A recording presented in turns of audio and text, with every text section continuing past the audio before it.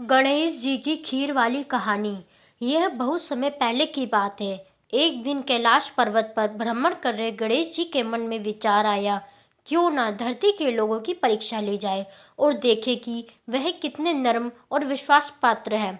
उसके बाद गणेश जी अपने माता पिता की आज्ञा लेकर धरती के एक गांव में प्रकट हुए। उन्होंने एक बालक का रूप धारण किया और एक हाथ में एक चम्मच भर के दूध और दूसरे हाथ में एक चुटकी भर चावल लिए। फिर उस गांव में उन्हें जो भी मिलता उससे गणेश जी उससे पूछते, क्या आप मेरे लिए इस चावल और दूध की खीर बनाकर दे सकते हैं? उनके हाथ में पकड़े हुए चावल और चम्मच में दूध देखकर हर कोई हंसता और कहता, इतने से दूध और चावल से खीर नहीं बनती बेटा। कई लोग ने उनका मजाक भी उड़ाया। इस तरह गणेश भगवान के गांव के लोग से पूछते पूछते एक कुटिया के नजदीक पहुंचे। उस कुटिया के बाहर एक बूढ़ी माई बैठी थी। बालक गणेश भगवान ने उसकी बूढ़ी माई से पूछा, माई, क्या आप मेरे लिए इस चावल और दूध की खीर बनाकर दे सकती हैं? माई को उस बालक पर दया आ गई। वह बोली, हाँ बेटा, मैं तेरे लिए खीर जरूर बना के दूंगी। इतना कहकर वह घर के अंदर गई और दो छोटी कटोरियां लेकर वापस आई। विनायक जी बोले, माई, इतनी सी कटोरियां काफी नहीं होगी, तू अपने घर से सबसे बड़े बर्तन लाओ। फिर बूढ़ी माई ने बालक गणेश का मन रखने के लिए घर में से दो सबसे बड़े बर्तन लाए और गणेश जी के सामने रख दिए। फिर गणेश जी ने एक बर्तन में चावल, दूसरे बर्तन में दूध डालना शुरू किया। देखते ही देखते बूढ़ी माई घर के अंदर से एक एक करके सारे बर्तन लाती गई और गणेश जी की माया से वह सभी बर्तन दूध और चावल से भरते गए। ऐसा करते करते उस घर के सभी बर्तन भर गए।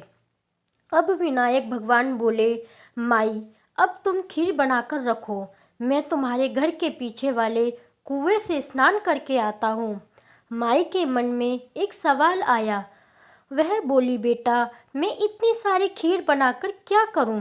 इस पर बालक गणेश जी बोले, माई, तुम गांव के सभी घरों में खीर खाने का निमंत्रण दे देना। आज पूरे गांव में खीर की दावत होगी।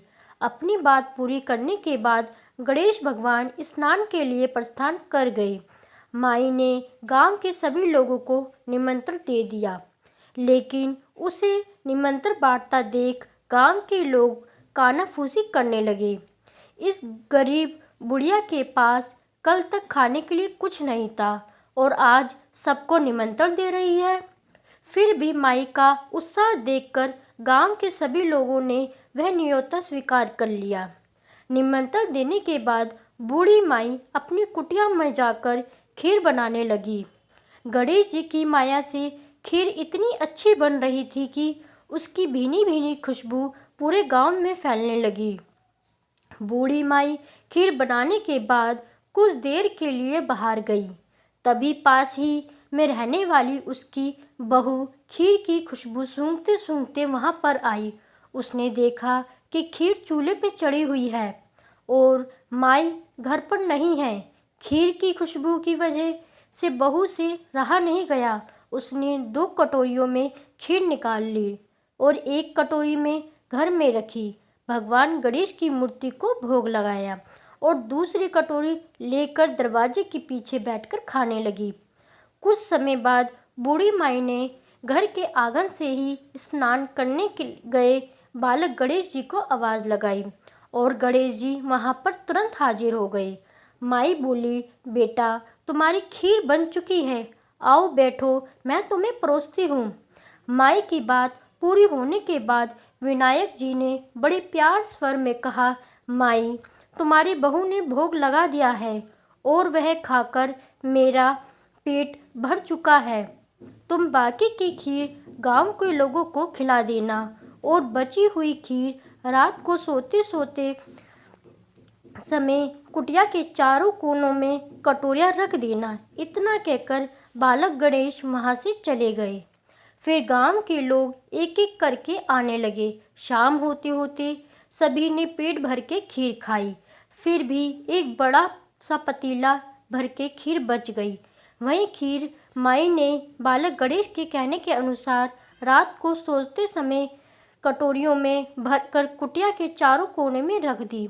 उसी रात को बूढ़ी माई के सपने में आकर उस बालक ने गणेश भगवान के रूप में दर्शन दिए। सुबह जब माई उठी तो उसने देखा कि चारों कोनों में जो खीर रखी हुई थी वे सब कटोरियाँ हीरे मोती और सोने के आभूषणों से भरी हुई थी। इस तरह एक गरीब बुढ़िया माई पर गणेश भगवान की माया हुई और उसके जीवन की काया पलट गई। धन्यवाद।